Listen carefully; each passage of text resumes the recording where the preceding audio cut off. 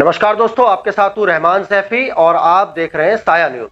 आज मेरे साथ विंडो पर दलीप पारचा जी मौजूद हैं। दलीप पारचा जी को कोई परिचय के मोहताज नहीं है, जाने माने नाम है। निगम के कर्मचारियों के बीच एक जाने माना चेहरा।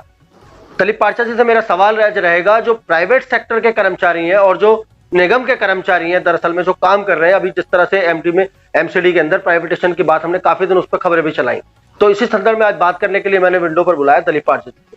पारचा जी, आपका बहुत बहुत स्वागत है प्रोग्राम में। नमस्कार सैफी साहब, बहुत बहुत धन्यवाद आपका, आपने याद किया और आपकी बहुत बहुत मेहरबानी कि आप हमेशा कर्मचारियों के मुद्दों को और उनकी आवाज को बुलंद करने में सभी की मदद करते हैं, यूनियंस की मदद करते हैं, कर्मचारियों की हेल्प करते हैं। बहुत बहुत धन्यवाद सैफी साहब। पारचा जी, आज जो मुद्दा है वो बहुत ही मुझे ज्वलनशील लग रहा है। आज मैंने मेयर साहब का एक बयान सुना है जो उन्होंने एक टीवी चैनल को दिया है। उसमें उन्होंने सीधा सीधा आदेश दिए हैं जो प्राइवेट सेक्टर की कंपनी जो पूर्वी दिल्ली निगम में काम कर रही है उसको के हर वार्ड की सफाई सुथराई सारी एक सीमित तरीके से हो और हर वार्ड में हो। क्या मैं ये जानना चाहता हूं, जो निगम का कर्मचारी है, इस बात से ऐसा लग रहा है कि निगम का जो कर्मचारी है वो काम नहीं करता क्या? वो सारा काम जो प्राइवेटेशन में कर्मचारी अभी लगे हैं हाल फिलहाल में, क्या वो करते हैं सारा काम? तो हमेशा से क्या निगम कर्मचारी को उन्होंने कामजोर बताने की कोशिश की है? इस बात से मैं जानना चाहता हूं आपसे। बहुत अच्छा क्वेश्चन सैफी साहब। और मेयर साहब जो कर रहे हैं, जो उन्होंने आदेश दिए हैं कि प्राइवेट सेक्टर के लोग जो है जल्दी से काम करें, ये बहुत ही इनकी साजिश जो मनमानी चल रही है वो है। मैं बताना चाहता हूँ सैफी साहब कि कर्मचारी अपना काम एकदम सुचारू रूप से करते हैं। कर्मचारी अपना काम नहीं करें तो दिल्ली सड़ जाती है। आपको पता है कि अगर एक दिन की हड़ताल हो जाए, 2 दिन की हड़ताल हो जाए तो दिल्ली में क्या हालात हो जाती है, आपको सारा पता है। बिल्कुल बिल्कुल ठीक है सैफी साहब, मैं बताना चाहता हूँ कि हम जो कर्मचारी हैं, हम लोग अपनी सुरक्षा के उपकरणों के लिए सुरक्षा के लिए उनसे बात करते हैं। जो हम कंपनसेशन मांगते हैं 10 लाख रुपए की, जो कोई व्यक्ति डेथ हो जाता है, कोरोना जैसी महामारी के अंदर लोग काम कर रहे हैं, जो हम अपने सुरक्षा के उपकरण मांगते हैं और बहुत सारी चीजें हैं जो हमें लाभांश मिलने चाहिए। क्या वो लाभांश तो क्या है वो प्राइवेट सेक्टर में कर्मचारी क्या उनको दिए जाएंगे? नहीं, मुझे उनकी मैं पूछना चाहता हूँ सैफी साहब, अगर किसी कर्मचारी की, किसी माँ के लाल की, किसी बहन के भाई की, अगर किसी घर के चिराग की अगर मृत्यु हो जाए किसी कोरोना महामारी में, जो ये प्राइवेट लोग काम कर रहे हैं, मैं पूछना चाहता हूं क्या उनके परिवार वालों को, उनके घर वालों को कोई कंपनसेशन दिया जाएगा? बिल्कुल बिल्कुल, बड़ी बात कही आप। क्या उनको, उनके जो आश्रित हैं, जो उनके काम जो नौकरी है, क्या उनको दी जाएगी? बिल्कुल नहीं दी जाएगी। उनकी नौकरी उनके आश्रितों को दी जाएगी? नहीं दी जाएगी। यह सरासर जो बेईमानी है, ये आज जो महापौर और जो सरकार बैठी है निगम के अंदर, उसकी एक साजिश है।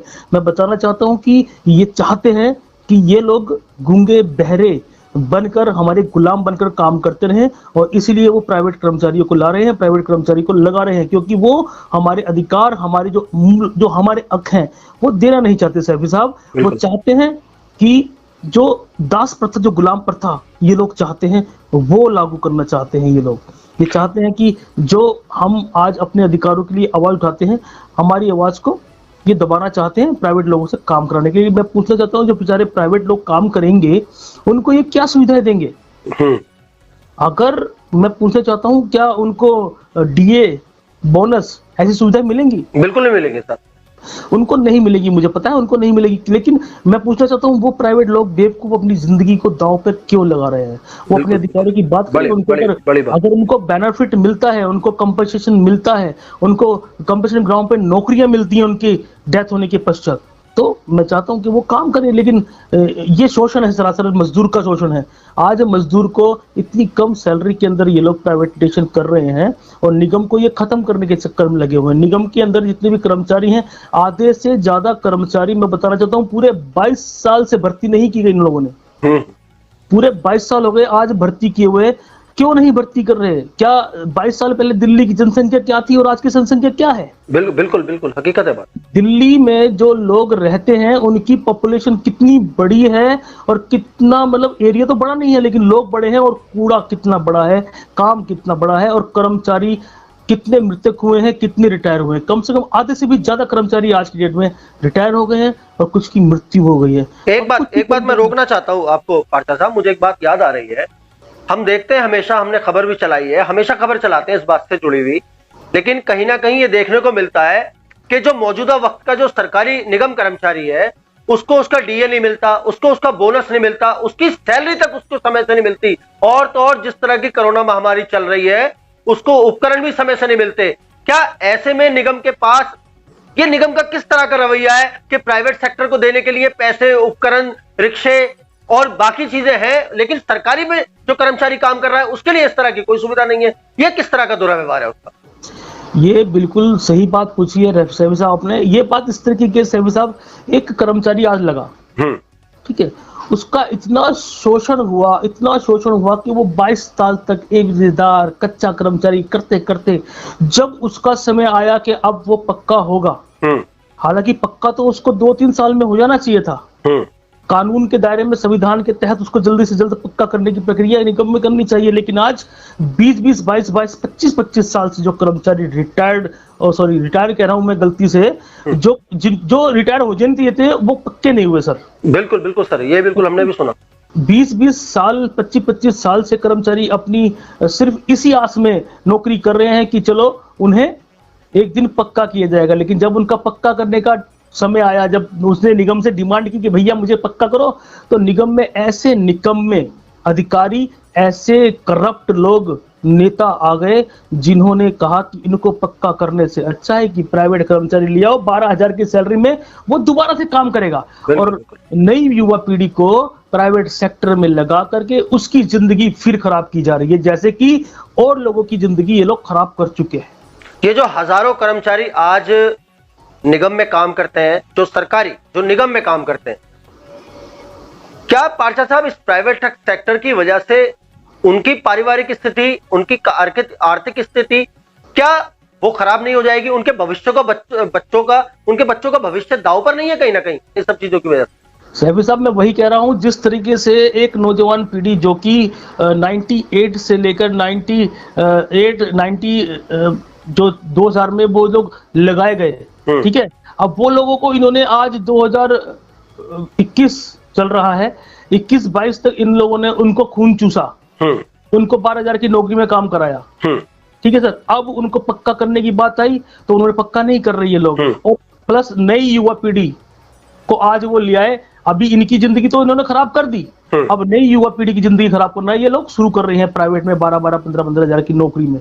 आज बताइए 12-15 की नौकरी में कुछ कर सकता है इंसान? अपने बच्चों को पढ़ा सकता है? बिल्कुल नहीं। अपने घर का चला सकता है? चूल्हा चौका चला सकता है? नहीं चला सकता। तो ये खिलवाड़ हो रहा है, ये खिलवाड़ एक वाल्मीकि समाज के साथ हो रहा है, जो वो लोग इस काम को करते हैं। बिल्कुल पार्षद साहब, चलते चलते प्रोग्राम का आखिरी चरण है और खबर के आखिरी चरण में आपसे एक ही सवाल जानना चाहूंगा, क्या कर्मचारियों की स्थिति कभी सुधरेगी नहीं? इतनी सारी यूनियन है, इतने सारे आप सब नेतागण हैं जो उनका प्रतिनिधित्व करते हैं, आप सब के होते हुए इस तरह का काम हो रहा है कर्मचारी के साथ, ये बहुत ही कहीं ना कहीं हैरत अंगेज बात है। सैफी साहब, मैं बताना चाहता हूं कि नेता और जो यूनियंस हैं वो समय समय पर आप देखते होंगे अपनी आवाज को बुलंद करते हैं, अपनी आवाज को कहते हैं, अपनी आवाज को रखते हैं, लेकिन सुनने वाला जो अधिकारी है, सुनने वाले जो निगम के नेता है, जो सुनने वाली हमारी हाई कोर्ट है, वो हमारी नहीं सुनती। क्यों नहीं सुनना चाहती? वो क्या वजह है उसकी? उसकी वजह यही है, जो हमें बेनिफिट 15 साल पहले मिलना चाहिए था वो बेनिफिट हमें आज तक नहीं मिला, और निगम ये तो कह देता है कि हमारी माली हालत सही नहीं है, लेकिन इतना बड़ा इन्होंने प्रोजेक्ट अभी दिया है, इतनी बड़ी ठेकेदारी प्रथा को ये लेके आए हैं, उसके लिए पैसा कहां से आता है? बिल्कुल बिल्कुल, उसके लिए पैसा, इतने सारे नई चीजें, उपकरण खरीद के लाते हैं, कहां से पैसा आता है? लेकिन कर्मचारी को उसका हक देने के लिए इनके पास पैसा नहीं है।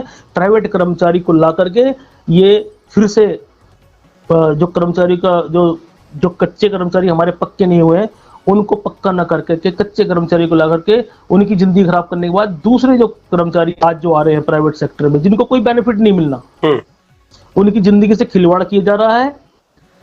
अगर उनकी मृत्यु हो जाती है तो उनकी मृत्यु हो जाएगी, उनको क्या कंपनसेशन मिलेगा? कभी किसी ने बताया, किसी ने पूछा?